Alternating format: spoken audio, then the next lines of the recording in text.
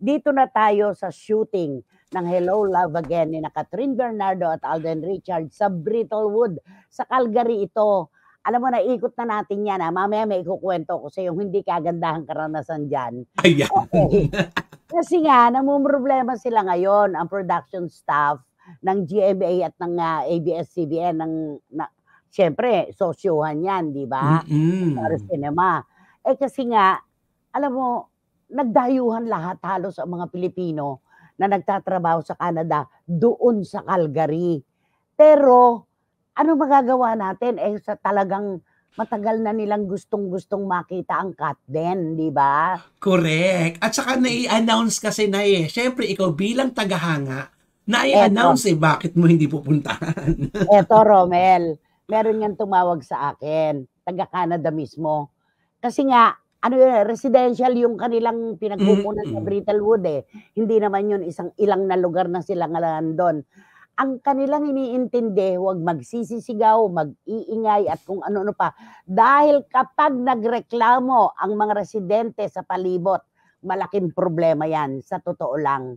Kaya meron pa silang permiso sa pag-shoot. Mm. Kapag may nagsimula doon na magreklamo, siyempre hahanap na naman sila ng ibang lokasyon, di ba? Oo. Yun ang sinabi ng mga kaibigan ko. Papaano? Nasa TikTok, araw-araw, sila ang naglalabas kung nasaan sila, kung ano ang nagaganap. Natural, imbitasyon yun sa mga OFW at mga kababayan natin na nasa Canada. Nagpupuntahan doon. Tapos ngayon, sasabihin, walang sisigaw, huwag kayo mag-iingay, walang makukuha na eksena. Pag kayo nag-ingay, mamaya bibigyan kayo ng pagkakataon na makapagpa-picture taking. Tapos pagtapos na yun, hindi na po pwede individual na Grupo sama-sama na na lang. lang, grupo na lang.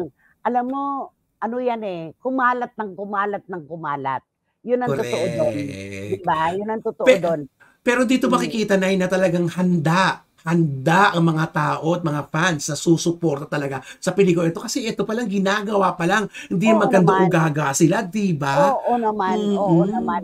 Napakalaki ng inaasahan natin dito sa Hello, Love Again dahil sa paggawa pa lamang po ng pelikula, kitang-kita na po natin ang entusiasmo ng ating mga kababayan. Mm. Kaya siguradong maninira na naman ng takilya ang pelikulang ito sa Nobyembre kapagka Naku. ipinalabas na, di ba?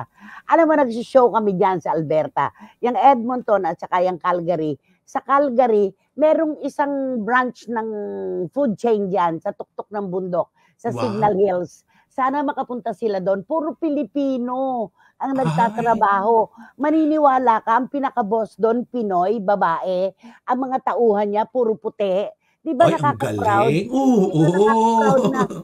sabi niya, "Ma'am, we're done with our job. Tomorrow, make sure you're here at 7 AM," gano'n. Makikita mo Pilipino talaga yung nagtuturo at nagmamando sa mga puti, 'di ba? Ang Nakakatuwa yung galing. gano'n. Tapos alam mo Oo. alam ni Rhea Reyes ito, alam ni Lala Honor ito, ni Bong Navarro, at saka ni Vina Morales. Nag-show kami diyan. Hindi kagandahan yung nakuha namin na producer. Yung Ay, dapat na yung hindi dapat kagandahan. hindi kagandahan. Alam ni Lala Honor 'to, kami nagmukhang basang sisiw diyan sa Calgary mismo sa hotel. Dapat 'di ba ang check-out niyan 12:00. Aba, Hmm. umaga pa lang, pinaalis na kami dun sa hotel.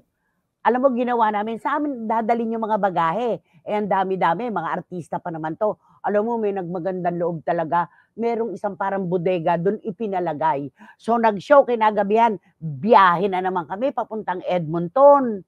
Pagkatapos ng Grabe. Edmonton, biyahe na naman kami papuntang Winnipeg. Ay Diyos ko, 8-8 oras, 6 na oras, ang hirap-hirap. Alam ni Rhea Reyes yan, at diyan napakahirap Sobra. diyan. Alam mo diyan sa Calgary, paikot yan Kapag naligaw ka kunwari east, west, north, south yan Kapag naligaw ka, iikot ka na naman ng pagkalayo-layo, gano'n diyan. Pero napakaraming Pilipino diyan at merong isang restaurant diyan na kilalang-kilala, kilala rin dito sa Pilipinas, doon nagtatagpo-tagpo ang mga magkakarelasyon ng palihim. Ay, Oo, 'di ba? yan na. Nakakaloka, ayon.